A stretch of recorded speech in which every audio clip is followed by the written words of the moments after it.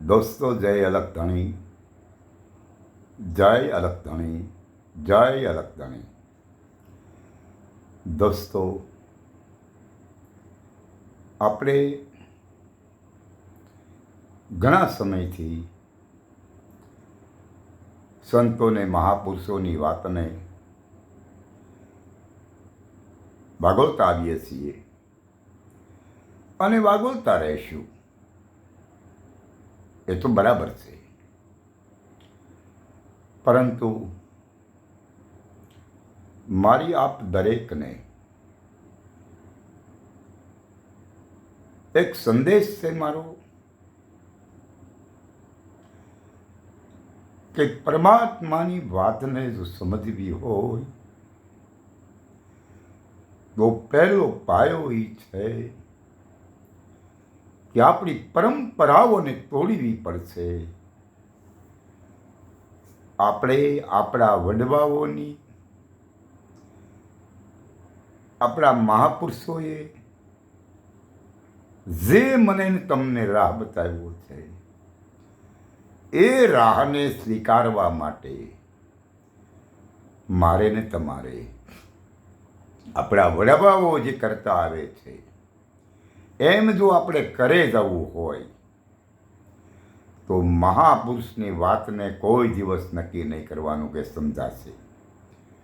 કારણ કે કોઈ મહાપુરુષે એવી કોઈ જલદ વાત જે મેકી છે એમાં કોઈ મહાપુરુષનો એવો પુરાવો નથી કે ભાઈ તમે કે મેં આપણે આપણી પરંપરાઓને આધારિત ચાલીએ અને આ વાતને વળીએ તો એ વાત શક્ય નથી. કારણ કે જે પરંપરા જૂની રહી ને એ સંતોના મતની વિમુખ છે, એના વિરુદ્ધ છે. આપણા સંતોને, આપણા મહાપુરુષો મને ને તમને જે લક્ષ્ય બતાવી રહ્યા છે એ લક્ષ્ય અને આપણા વડીલોએ કરતા આવેલા કાર્યો અને ધાર્મિકતાના નામ ઉપર જે કાંઈ કાર્ય કરી રહ્યા છે અને અગાઉ કર્યા છે એ બેને સરખાવો તો આપોઆપ સમજાય જશે કે મહાપુરુષોની વાત કંઈક અલગ છે અને આપણા વડીલો જે કંઈ કરી રહ્યા છે એ ખરેખર કંઈક અલગ છે. કારણ કે આપણા વડીલો મનુવાદીઓની વિચારધારાએ ચાલે છે, જ્યારે મહાપુરુષોએ તો ખંડન કરી છે એ વાતને. કારણ કે મહાપુરુષો તો ક્યારેય નથી કીધું કે આપણે આ મૂર્તિની પૂજા કરવી પડે. તમે ઇતિહાસને પન્ના ખોલો, મહાપુરુષોની એક વાત એકને ઉપાડો તો એમાં કોઈ જગ્યાએ એવું નહીં આવે કે આ મૂર્તિ પૂજા સત્ય છે. મૂર્તિ પૂજાને માની લેવું એવું કોઈ મહાપુરુષે મને તમને સંદેશો નહીં આપ્યો હોય. સંદેશો આપ્યો છે તો પણ એવો કે આત્માને ઓળખ્યા વિના ભવના ફેરા નહીં મટે, આ બ્રહ્મણાને ભાંગ્યા વિના 184 નહીં મટે. વિચારો, કોઈ સંતે એવું નથી કીધું, કોઈ મહાપુરુષે એવું નથી કીધું કે મેલડીને ભેજ્યા વિના, ચામુંડને સમજ્યા વિના કે પૂર્વેજને સમજ્યા વિના આ 184 નહીં મટે, આ ભવના ફેરા નહીં મટે. ऐसा कभी किसी ने नहीं कहा. એવી કોઈ મહાપુરુષે વાત નથી કરી. પણ જો મહાપુરુષે એ વાત કરી હોય તો એક જ કરી છે કે ભાઈ તું કોણ છો. હવે તું કોણ છો એ વાત ઉપર વિશ્વના દરેક મહાપુરુષોએ મનોમંથન કર્યા છે અને દરેકે પોતપોતાનો મત રાખ્યો છે. આ સમાજના મેદાનમાં, જગતના ચોકમાં જ્યારે આપણે એ સંત મહાપુરુષના મતની વિરુદ્ધ જઈ રહ્યા છીએ તો ખરેખર મારે કે તમારે આપણે આ મતને સાબિત રાખવો હોય, આ મતને આબાદ કરવો હોય, આ મતને ઉઠાવવો હોય તો પહેલાં તો એ ફાઇનલ છે કે આ મૂર્તિ પૂજા, આ કહેવાતા ભગવાનો, આ કહેવાતા દેવ દેવી દેવતાઓ, આ કહેવાતા પૂર્વજોના નામે એક ચરી ખાતા જે મનુવાદીઓની આટડીઓ, જે આ આર્થિક પ્રસાદ સમાજને લૂંટી રહ્યા છે, આ લૂંટમાંથી ઉગારવા માટે એક જ વિકલ્પ છે, સંતોનો મત ઉઠાવવો. અને સંતોનો મત ઉઠાવવા માટે લોયણ સતીએ લાખાને કીધું, ઝીર લાખા નામ નિશ્ચય ખોટા કરી માનો તો મહાપદને પામો. હે લાખા, જો મહાપદને પામવું હોય તો તમારી મારી દૃષ્ટિમાં જે દેખાય છે ને એ તમામ નામ રૂપનો ગુણનો નાશ કરી દે. અને જ્યારે એનો નાશ થઈ જશે ને એટલે આપોઆપ બધું મટી જશે. આ મૂર્તિ પૂજાનો સેજ કર્યો છે એ ફાઇનલ છે. એક આપણે નાની એવી એક દૃષ્ટાંતની વાસ્તવિકતા ઉપાડીએ. એક નદી વિરાટ છે અને એ નદી પોતાને પીવુંને મળવા માટે બેકાબૂ બની અને આગે એના વચ્ચે વિઘ્ન ગમે એ આવે તો પણ એને તોડી ફાડી અને પોતાના પીવુંને મળવાની તલપ હોય. અને એ નદી જ્યારે એના પીવું સાગરને મળે ને એટલે બાપુ આપોઆપ એમાં પરિવર્તન થઈ જાય. એ નદીનું માપદંડ મટી જાય, એ નદીનું રૂપ મટી જાય, એ નદીના ગુણ મટી જાય, એ નદી સીધી સાગર બની જાય. આજ આપણે પણ એ બેજ પર હાલવાની જરૂર છે.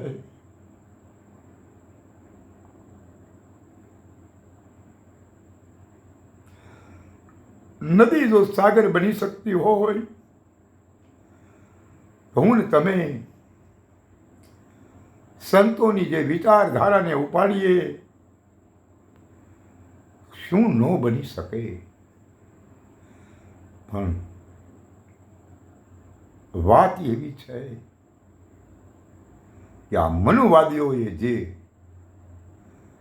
આપણને જકડી રાખ્યા છે ને એમાંથી બહાર નીકળવું પડશે. અને એની હાટડીઓ બંધ થવા દો. આપણે પાઠ બિસાવો, આપણે વાતને ફેલાવો કે ભાઈ તું કોણ છો, તારે હરીને કેટલું સેટું છે. પ્રશ્ન એક, हमारे कारियाणी गांव गुजरात में आ गुजरातनी अंदर बोटाद जिल्लाना बोटाद तालुकाना कारियाणी गामे वर्षों पूर्वे स्वयं श्रीजी महाराजનું આગમન અને શ્રીજી મહારાજની જે વખતમાં વાત થઈ એ હું નથી કહેતો, પણ એ વચનામૃત કહે છે. એ શ્રીજી મહારાજના સમયમાં એ સભામાં વાર્તા ચાલે છે કે અમારે અક્ષરધામને કેટલું સેટું છે.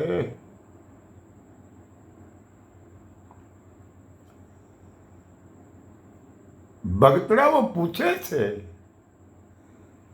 સંતોની સામે એની વાતને રાખે છે. ભક્તાઓ કહે છે કે હે મહાપુરુષો, અમે આપની સેવા અવિરત કરતા આવ્યા છીએ અને કરીશું, પણ અમારા સંશયનું સમાધાન કરો.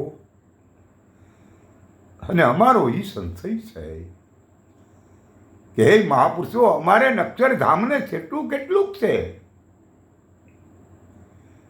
ત્યારે એ સભામાંથી વાત ઊભી થાય. અને કેવી વાત ઊભી થાય ભાઈ! સલાટી બોલી જાય, સોપવારો પડી જાય, સોપો પડી જાય. ટાચણી પડી હોય ને તોય અવાજ ન આવે એટલી શાંતિ ફેલાઈ જાય. કારણ કે એની ગંભીર બાબત હતી, બહુ ગંભીર વાત હતી કે હે ભાઈ, તમારે અક્ષરધામને કેટલું સેટું છે તો સાંભળો. ગુણાતીતાનંદ મહારાજ એ વખતમાં હશે અને એ પ્રશ્નનો જજમેન્ટ થાય કે જો સદદર્શનનું જ્ઞાન થાય ને સાતમી ભૂમિકાનો અનુભવ થાય તો તમે અક્ષરધામમાં છો. સદદર્શન એટલે 6 મુદ્દાનું દર્શન અને સાતમી ભૂમિકાનો જ્યારે અનુભવ થાય તો તમે અક્ષરધામમાં છો. અગર જો આવડી આ ખબર ન પડે ને તો તમારે અક્ષરધામને બહુ સેટવું છે. અને કેટલું કે આકાશમાંથી 70 મણ લોખંડનો ગોળો રવાના કરવામાં આવે, એ પૃથ્વી ઉપર આવતા આવતા પવનના ઘસારાથી તલભાર રહેવો હોય તો રહે, નકર ન રહે. આટલું સેટું તમારે અક્ષરધામને થાય. આ વચનામૃતમાં શ્રીજીના સમયમાં, મહારાજ યોગ શ્રીના સમયમાં, એમની હાજરીમાં આ વાત બની છે. ત્યારે આજ આવડા તો મંદિરની અંદર બગડાટી બોલાવે છે, મૂર્તિઓની પૂજા કરાવે છે. અરે મૂર્ખાઓ, આ શ્રીજીના સભામાં બોલાયેલો પ્રશ્નનો જવાબ છે કે જ્યાં સદદર્શનનો ખેલ સમજાય, સાતમી ભૂમિકાનો અનુભવ થાય તો તમે અક્ષરધામમાં છો. બાકી શ્રીજી કરે નહીં, તમે અક્ષરધામમાં આવો. સ્વામિનારાયણ કરે તમે અક્ષરધામમાં નહીં આવો. રામ રામ કરે તમે મૂળ પદને નહીં પામો. કૃષ્ણ કરે તમે મૂળ પદને નહીં પામો. તો શું કરવું પડે?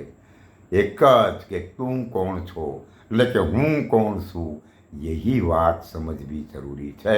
અને આ વાતનો નિવેડો ન આવે તો પછી વાત થાય પૂરી. માટે આ વાતને સમજવી અને વિચારધારા જે રહી એ સંતની ઉપાડો, એ મનુવાદીઓની વિચારધારામાંથી બહાર નીકળો, એ જરૂરી છે. જય અલગ ધણી, જય અલગ ધણી, જય અલગ ધણી.